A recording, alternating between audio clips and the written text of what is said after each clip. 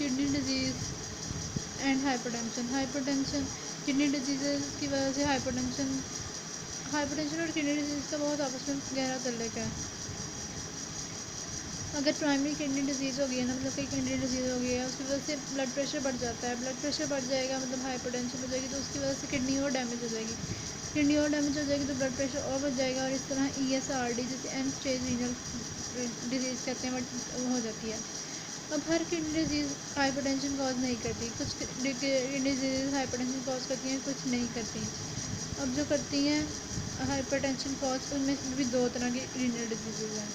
ऐसी renal disease जो sodium और वाटर की एक्सक्रीशन को कम कर देती हैं, या रीनल या ऐसी या रीनल पैची रीनल डैमेज हो गया जिसकी वजह से रेनिन की सिक्रेशन नहीं हो पा रही।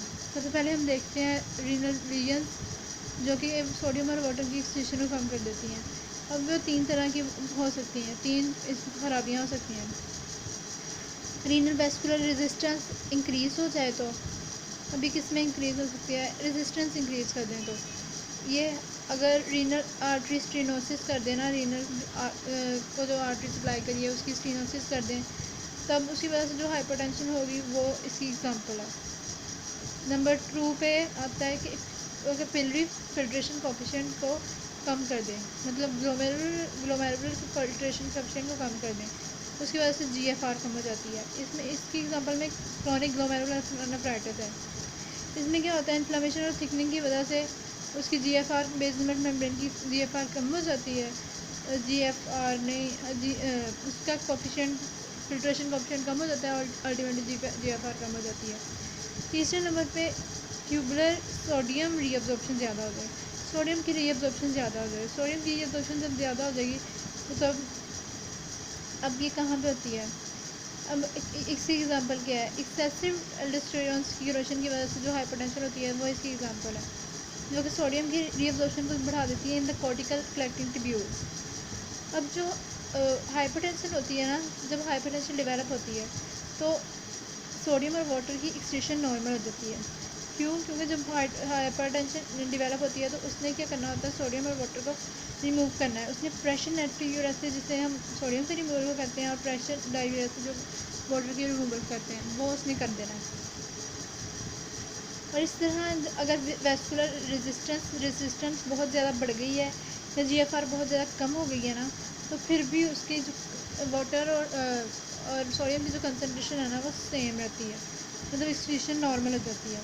इस तरह अगर ट्यूबुलर रीअब्जॉर्प्शन बहुत ज़्यादा बढ़ गई है ना सोडियम की, फिर भी इस मैकेनिज़्म से नॉर्मल हो जाती होती है।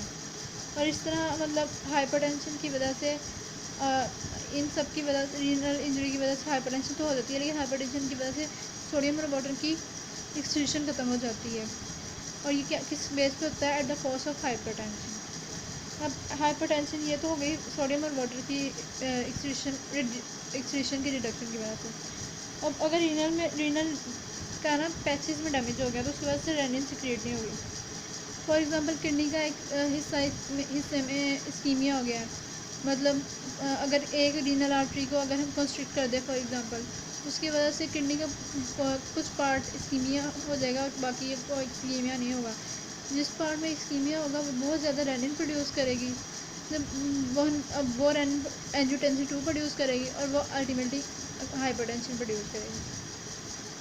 अब इस्कीमिक कंडीशन जो इस्कीमिक टिश्यूज़ है ना वो, अब इसका साइकिल कैसे चलता है, इस्कीमिक टिश्यूज़ हैं जो वो वाटर और सॉल्ट की एक्सक्रीशन को कम कर देते हैं। जब वाटर और सॉल्ट की एक्सक्रीशन कम होगी तो उसकी वजह से ब्लड वॉल्यूम कम हो जाएगा, बॉडी फ्लूइड वॉल्यूम कम हो जाएगा और रेनिन प्रोड्यूस होगी। जब रेनिन प्रोड्यूस होगी तो वो एंजियोटेंसिन 2 को बनाएगी, और वो ना नॉन इस्कीमिक जो हमारे पास नॉर्मल टिश्यूज़ भी पड़े हुए हैं जिसमें इस्कीमिया नहीं है उन पर भी इफ़ेक्ट करेगी और वो भी सॉल्ट और वाटर को रिटेन करने लग जाएंगे। अब ये एक्सेक्ट सॉल्ट और वाटर ही होते हैं जो कि हाइपरटेंशन काज करते हैं। इसके अलावा ये तो हमने बात की थी कि एक किडनी का एक पार्ट इस्कीमिया हो गया और दूसरे में इस्कीमिया नहीं है। अब किडनी है उसके पैचेज, वन या दोनों, एक या दोनों किडनीज में जो पैची एरिया जो इस्कीमिया हुआ है, मतलब पैची एरियाज में पैची एरियाज इस्कीमिया है। अभी 2 वजह से हो सकता है, आर्टीरियोस्क्लेरोसिस की वजह से और वेस्कुलर इंजरी की वजह से।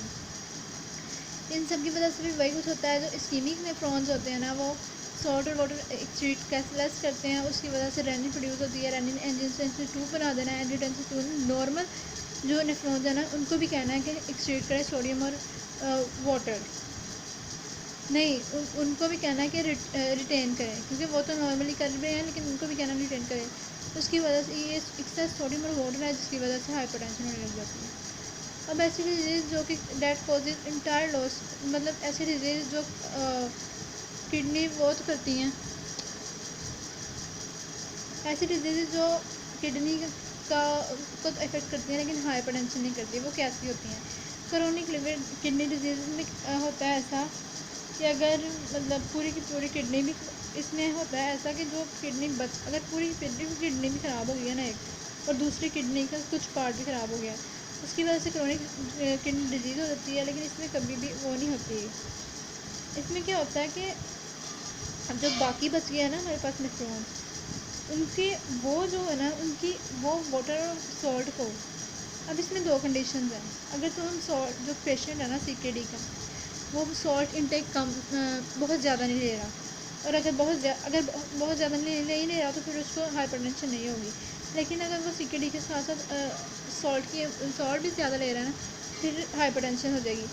अब जब बहुत ज़्यादा सॉल्ट इंटेक नहीं लेगा, तो फिर क्या होता है कि थोड़ा सा भी ब्लड प्रेशर बढ़ने से जीएफआर बढ़ जाती है। जब जीएफआर बढ़ जाएगी तो जीएफआर बढ़ जाती है और ट्यूबुलर रीअब्जॉर्प्शन कम हो जाती है। जीएफआर बढ़ जाती है और ट्यूबुलर रीअब्जॉर्प्शन कम हो जाती है, उसकी वजह से वाटर और सॉल्ट की एक्सक्रीशन होने लग जाती है, और जो इस तरह से हाइपरटेंशन नहीं होती। लेकिन अगर बहुत ज़्यादा सॉल्ट ले रहा है तो इतनी, अब न्यूरॉन्स फंक्शनिंग न्यूरॉन तो पहले ही कम है, हम ऊपर से और से न्यूरॉन रहे हैं, तो उस पर बहुत ज़्यादा प्रेशर पड़ता है, उसकी वजह से वो नहीं कर पाता इसको कोप।